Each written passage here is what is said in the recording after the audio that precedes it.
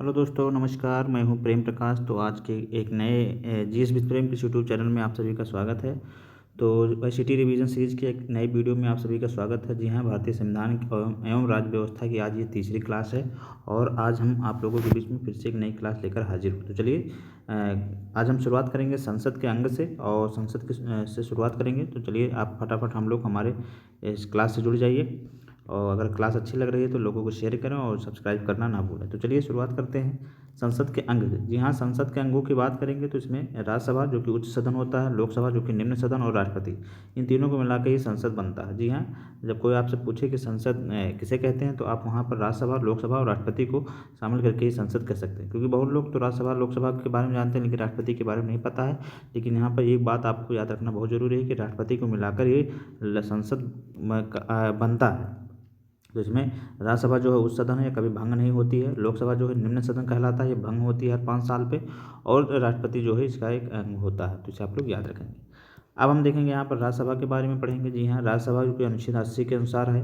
गठन की बात करें तो 3 अप्रैल 1952 को इसका गठन हुआ था। प्रथम बैठक इसकी जो है 13 मई 1952 को हुई थी और यह उच्च सदन या स्थायी सदन कहलाता है। जी हाँ, यह इसे उससे उच्च सदन या स्थायी सदन कहते हैं। सदस्य संख्या की बात करेंगे तो निर्धारित है 250। जी हाँ, जिसमें 238 निर्वाचित होते हैं और 12 मनोनीत किए जाते हैं। वर्तमान में इसमें 245 है, जिसमें 233 निर्वाचित हैं और 12 मनोनीत हैं। तो इस तरह आप राज्यसभा की हमने रूपरेखा देख ली। सदस्य निर्वाचित होने के लिए न्यूनतम आयु जो इसकी 30 वर्ष होती है। जी हाँ, राज्यसभा का सदस्य निर्वाचित होने के लिए न्यूनतम 30 वर्ष आयु होती है और सदस्य का जो कार्यकाल है 6 वर्ष होता है, क्योंकि यहाँ पर हर 1/3 सदस्य जो होते हैं हर 2 वर्ष की समाप्ति पर सेवानिवृत्त हो जाते हैं। तो इस सदस्य का कार्यकाल 6 वर्ष वैसे माना गया है। और पदेन सभापति जो है इसका उपराष्ट्रपति होता है। जी हाँ, उपराष्ट्रपति जो है इसका पदेन सभापति होता है। 1/3 सदस्य प्रत्येक 2 वर्ष की समाप्ति पर सेवानिवृत्त हो जाते हैं। प्रथम सभापति डॉक्टर सर्वपल्ली राधाकृष्णन जी हैं। जी हाँ, प्रथम सभापति कौन है? डॉक्टर सर्वपल्ली राधाकृष्णन जी हैं, इसे आप लोग याद रखेंगे। अगला हम लोग देखेंगे लोकसभा अनुच्छेद 81 के बारे में बात करेंगे। जी हाँ, अनुच्छेद 81 की बात करेंगे जो कि लोकसभा से संबंधित है। इसे निम्न या स्थायी सदन कहा जाता है। इसमें जो है 550 सीटें निर्धारित हैं 530 राज्यों से। सदस्य संख्या की बात करें तो 20 संघ राज्य क्षेत्रों से। वर्तमान में 543 सीटें हैं, जिसमें 524 राज्य क्षेत्रों से और 19 संघ राज्य क्षेत्रों से। सदस्य निर्वाचित होने की न्यूनतम आयु 25 वर्ष है। जी हाँ, सदस्य का कार्यकाल 5 वर्ष। प्रथम अधिवेशन हुआ था 13 मई 1952 को। प्रथम लोकसभा अध्यक्ष गणेश वासुदेव मावलकर जी हैं। जी हाँ, प्रथम लोकसभा अध्यक्ष कौन है? गणेश वासुदेव मावलकर जी हैं। प्रथम महिला लोकसभा अध्यक्ष मीरा कुमार है, तो इसे आप लोग याद रखेंगे। प्रथम महिला लोकसभा अध्यक्ष कौन थी? हमारी मीरा कुमार थी। प्रथम लोकसभा अध्यक्ष कौन थे? गणेश वासुदेव मावलकर थे। प्रथम अधिवेशन इसका 13 मई 1952 को हुआ था। इसके सदस्य के कार्यकालों की बात करें तो 5 साल होते हैं और सदस्य निर्वाचन होने की न्यूनतम आयु जो है 25 वर्ष इसकी होती है, तो इसे आप लोग याद रखेंगे। अब हम चलेंगे यहाँ पर दोनों सदनों की संयुक्त बैठक के बारे में बात करेंगे। जी हाँ, यहाँ हम देख सकते हैं कि दोनों सदनों की संयुक्त बैठक जो है अनुच्छेद 108 के तहत होती है। कारण की बात करेंगे तो किसी विधेयक के दोनों सदनों के बीच मतभेद की स्थिति में संयुक्त बैठक बुलाई जाती है। इस संयुक्त बैठक को कौन आहूत करता है? तो ये राष्ट्रपति आहूत करता है। अध्यक्षता की बात करें तो लोकसभा अध्यक्ष इसकी अध्यक्षता करता है और विधेयक पारित होता है साधारण बहुमत से। जी हाँ, इसे संयुक्त बैठक में विधेयक जो है साधारण बहुमत से पारित होता है और संविधान संशोधन पर विधेयक नहीं बुलाई जा सकती। जी हाँ, संविधान संशोधन की दशा में जो है संयुक्त बैठक नहीं बुलाई सकती और अब तक 3 बार संयुक्त बैठक बुलाई गई है, तो इसे आप लोग याद रखेंगे। तो अब तक संयुक्त बैठक कितनी बार हुई है? 3 बार हुई है। यह अनुच्छेद 108 से संबंधित है, इसे आप लोग याद रखेंगे। आहूत की बात करें तो राष्ट्रपति करता है, अध्यक्षता लोकसभा अध्यक्ष करता है, इसे भी आप लोग याद रखेंगे। धन विधेयक की बात करेंगे। जी हाँ, यहाँ पर धन विधेयक जो है हमारा अनुच्छेद 110 में है, इसे आप लोग याद रखेंगे। धन विधेयक अनुच्छेद 110 में है। निर्णय कौन करता है? इसका लोकसभा अध्यक्ष करता है या लोकसभा में पेश किया जाता है। राज्यसभा इसको केवल अधिकतम 14 दिनों तक रोक सकती है, उसके बाद यह स्वतः पारित मान लिया जाता है। तो आप यहाँ देख सकते हैं कि धन विधेयक के मामले में जो पावर है वो लोकसभा को प्राप्त है या केवल लोकसभा में पेश किया जाता है। निर्णय इसका जो है लोकसभा अध्यक्ष करता है और राज्यसभा केवल इसे 14 दिनों तक रोक सकती है, उसके बाद यह स्वतः अपने आप पास माना जाता है। अगला हम लोग देखेंगे वित्त समितियों के बारे में देखेंगे। जी हाँ, कुछ हमारी वित्त समितियाँ भी होती हैं जैसे किसी भी संसद को चलाने के लिए। तो वहाँ पर जैसे कि प्राक्कलन समिति, लोक लेखा समिति और लोक उपक्रम समिति, ये 3 मुख्य समितियाँ जो हैं वित्त समितियाँ कहलाती हैं। और यह प्राक्कलन समिति जो सबसे महत्वपूर्ण कही जाती है। कुल सदस्य इसमें 30 होते हैं और केवल लोकसभा से होते हैं। जी हाँ, सबसे बड़ी समिति होती है ये और कुल सदस्य इसकी 30 होते हैं और सभी लोकसभा से होते हैं। एक लोक लेखा समिति होती है, इसमें कुल 22 सदस्य होते हैं, जिसमें 15 लोकसभा से और 7 राज्यसभा से।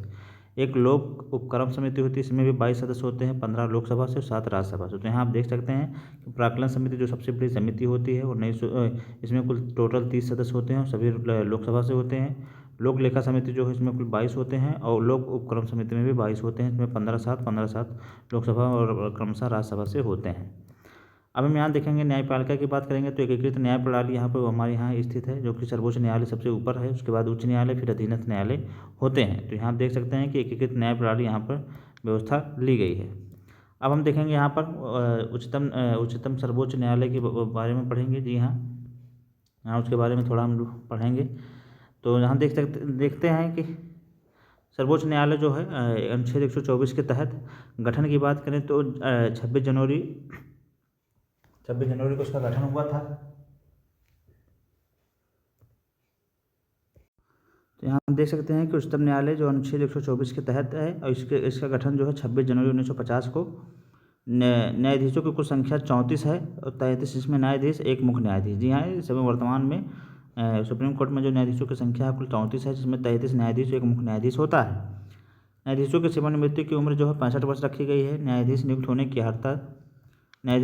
की अर्हता की बात करें तो यहाँ पर भारत का नागरिक हो, उच्च न्यायालय ऐसे 2 या 2 से अधिक न्यायालयों में कम से कम 5 वर्ष तक न्यायाधीश रहा हो, उच्च न्यायालय ऐसे 2 या 2 से अधिक न्यायालयों में कम से कम 10 वर्ष तक अधिवक्ता रहा हो और राष्ट्रपति की राय में पारंगत विधिवेत्ता हो। तो यहाँ पर हम देख लिए कि न्यायाधीश नियुक्त होने की अर्हता जो है ये मुख्य अर्हता है। उच्च न्यायालय भारत का नागरिक हो, उच्च न्यायालय ऐसे 2 या 2 से अधिक न्यायालयों में कम से कम 5 वर्ष न्यायाधीश रहा हो, उच्च न्यायालय ऐसे 2 या 2 से अधिक न्यायालयों में कम से कम 10 वर्ष तक अधिवक्ता रहा हो और राष्ट्रपति की राय में पारंगत विधिवेत्ता हो।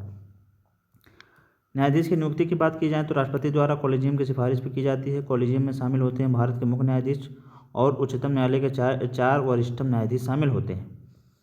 न्यायाधीशों को शपथ कौन दिलाता है तो यहाँ पर राष्ट्रपति दिलाता है, इसे आप लोग याद रख सकते हैं।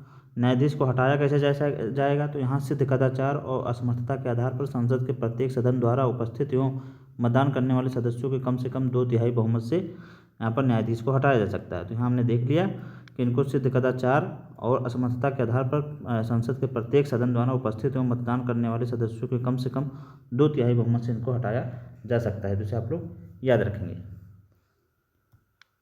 अब अगला हम लोग देखेंगे यहाँ पर उच्च न्यायालय की बात करेंगे। जी हाँ, उच्च न्यायालय जो कि अनुच्छेद 214 के तहत उच्च न्यायालयों की वर्तमान में कुल संख्या 25 है।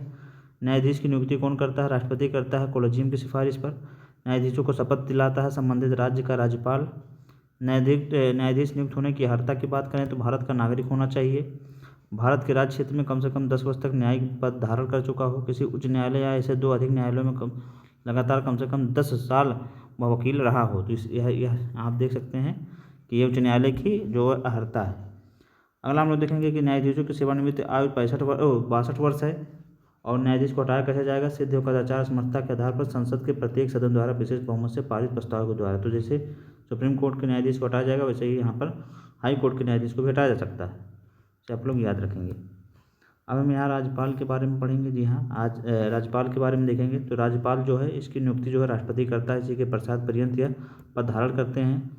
राष्ट्रपति के पश्चात पर्यंत समानता 5 वर्ष के लिए शपथ ग्रहण करता है उच्च न्यायालय के मुख्य न्यायाधीश के समक्ष।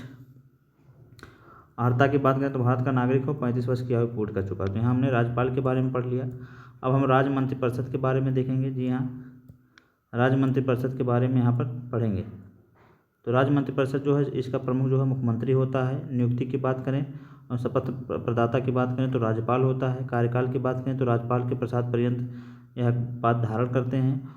कोई भी मंत्री बिना किसी सदन का सदस्य बने मंत्री रह सकता है। जी हाँ, कोई भी मंत्री बिना किसी सदन का सदस्य बने मंत्री रह सकता है अधिकतम 6 माह तक। उसके बाद उसे या तो सदन की सदस्यता लेनी पड़ेगी या उसे त्यागपत्र देना पड़ेगा। आकार की बात करें तो राज्य की विधानसभा सदस्यों की कुल संख्या के 15%, किंतु 12 से कम नहीं। तो यहाँ हम देख सकते हैं कि मंत्रिपरिषद जो है राज्य की विधानसभा सदस्यों की कुल संख्या का 15% तथा किंतु 12 से कम नहीं। राज्यपाल को यह त्यागपत्र सौंपता है। जी हाँ, मंत्रिपरिषद जो है यह राज्यपाल को त्यागपत्र सौंपता है, इसे भी आप लोग याद रखेंगे। अब हम अगला देखेंगे राज्य का महाधिवक्ता। जी हाँ, राज्य के महाधिवक्ता की बात करेंगे। तो राज्य का महाधिवक्ता जो है अनुच्छेद 165 में है। राज्य सरकार का सर्वोच्च विधिक सलाहकार होता है ये।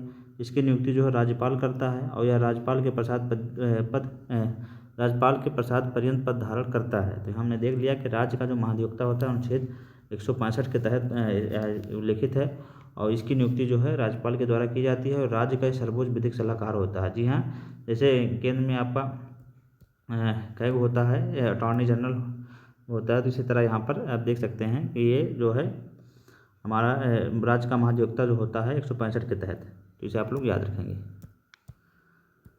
अगला हम लोग देखेंगे राज्य विधानमंडल के अंग की बात करेंगे। जी हाँ, राज्य विधानमंडल के अंग के बारे में देखेंगे। तो यहाँ जैसे कि लोकसभा में आपका जैसे कि आप संसद में देखे थे कि लोकसभा, राज्यसभा और राष्ट्रपति होती है, इसी तरह यहाँ पर राज्यपाल, विधानसभा और विधान परिषद यदि हो तो ये तीनों मिलाकर ही राज्य विधानमंडल बनते हैं। विधानसभा की बात करेंगे तो सदस्य की अर्हता जो है भारत का नागरिक हो, 25 वर्ष की आयु पूरी कर चुका हो। सीटों की संख्या की बात करेंगे तो अधिकतम 500 सीटें, न्यूनतम 60 सीटें। अपवाद की बात करें तो सिक्किम में 32 सीटें हैं, गोवा, मिजोरम में 40 सीटें हैं। सदस्यता समाप्त हो सकती है। सदन की बैठकों में अनुमति लगातार 60 दिनों तक अनुपस्थित रहने पर यहाँ पर सदस्यता समाप्त हो जाएगी। और सर्वाधिक सीटों वाला जो है यहाँ पर उत्तर प्रदेश 403 सीटें। न्यूनतम सीटों वाला राज्य जो है हमारा सिक्किम है, जहाँ पर 32 सीटें हैं, तो इसे आप लोग याद रखेंगे। विधान परिषद की हम बात करेंगे। विधान परिषद की बात देखेंगे तो सदस्यों की कुल संख्या अधिकतम राज्य विधानसभा सीटों की कुल संख्या का 1/3, न्यूनतम 40 से कम नहीं। विधान परिषद युक्त राज्य की बात करेंगे तो उत्तर प्रदेश में 100 सीटें, बिहार में 58, महाराष्ट्र में 78, कर्नाटक में 75, आंध्र प्रदेश में 58 और तेलंगाना में 40 सीटें।